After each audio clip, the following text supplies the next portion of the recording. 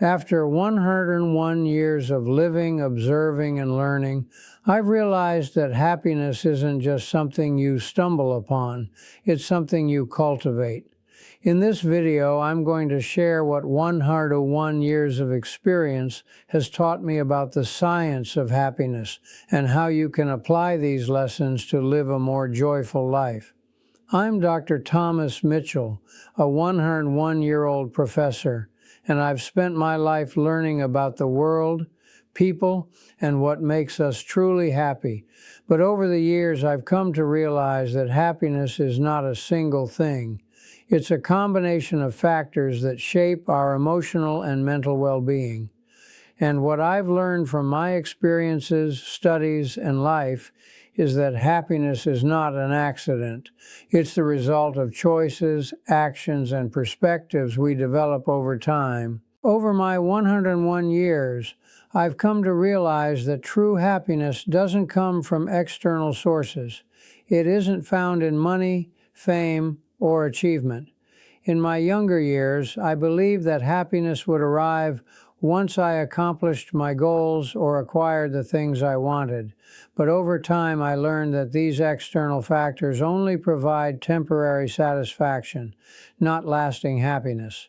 What I've learned is that happiness is a mindset. It comes from within, from the way we choose to view the world around us and our circumstances. The power of gratitude has been one of the greatest lessons of my life.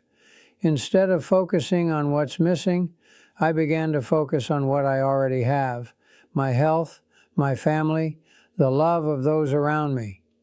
Appreciation for these things has brought me a deeper sense of fulfillment than I ever imagined. The truth is, happiness is not a destination, it's a journey. It's a choice we make every day.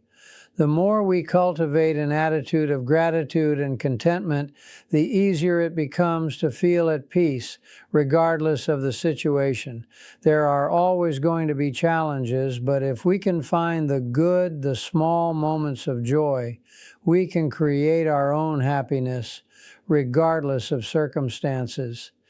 I've also learned that self-acceptance is a key to happiness.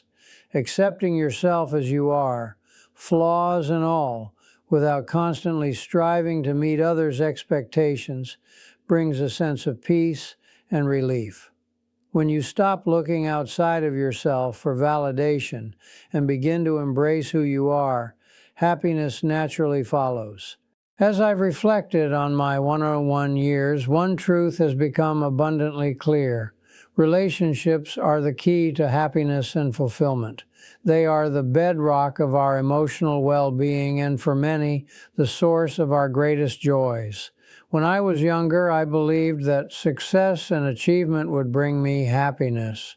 But as the years passed, I learned that while those things may be rewarding, they pale in comparison to the value of genuine human connection. Throughout my life, I've had the privilege of building deep friendships, nurturing family bonds, and forming meaningful connections with people from all walks of life. And as I look back, I see how these relationships have shaped my happiness. I've found that the happiest people I know are those who prioritize their relationships, whether with their spouse, children, friends, or community. It's not about the quantity of relationships, but the quality. The moments shared, the support given, and the love exchanged are what truly matter. What I've also learned is that relationships require work. They aren't always easy, and there will be times when misunderstandings or conflict arise. But these moments of difficulty, if handled with care and understanding, can strengthen relationships. The key is communication, listening, speaking honestly, and being vulnerable. I've found that active listening has been just as important as speaking my mind. Giving others the space to be heard builds trust and respect, which are foundational to any lasting relationship.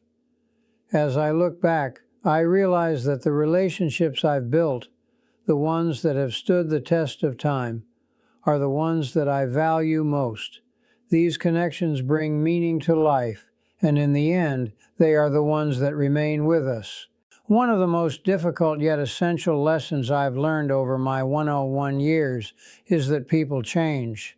When we're younger, it's easy to believe that things should remain static, that the people we love will always stay the same, that our relationships will follow a certain predictable path. But the reality is that change is inevitable.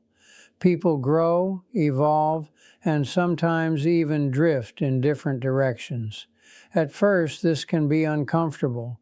I've seen friends, family members, and even myself undergo significant changes over the years. Sometimes these changes are positive, bringing new insights, new directions, and new strengths. But at other times, these changes may be difficult to accept. The person we once knew may not be the person standing in front of us anymore. What I've learned is that embracing change is key to maintaining healthy relationships. Instead of resisting or fearing it, we must learn to adapt to it. Life isn't static, and neither are the people in it. Those who are open to the idea that growth and change are part of the human experience are often the ones who thrive in relationships. Support your loved ones through their growth, even when it doesn't align with the person you first knew.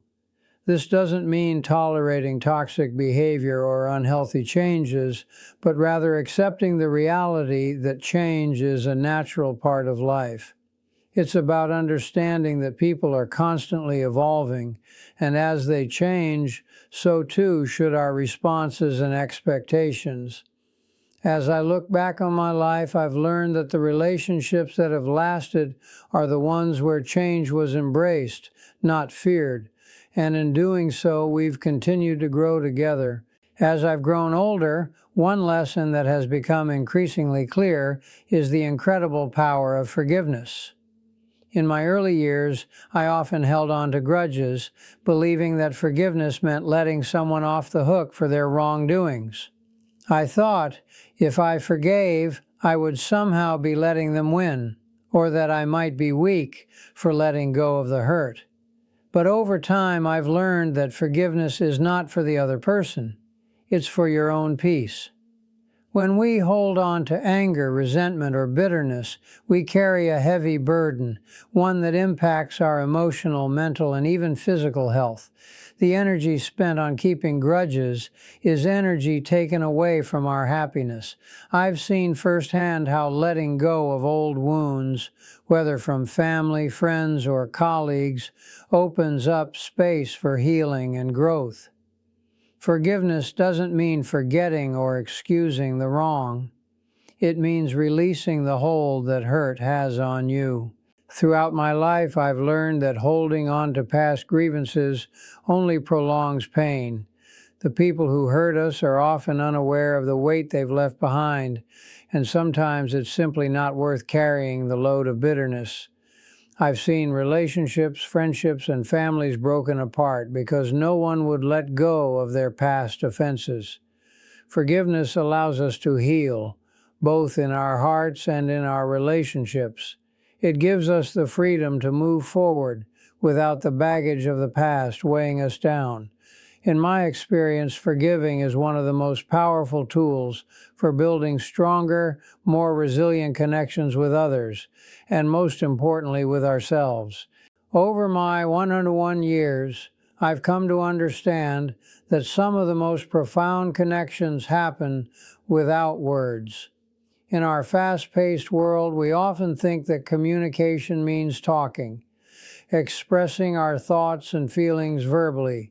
But I've learned that the most meaningful relationships are not built just on words, but on presence, understanding, and the unspoken bond that exists between people. I've had moments in my life where just sitting in silence with someone spoke volumes.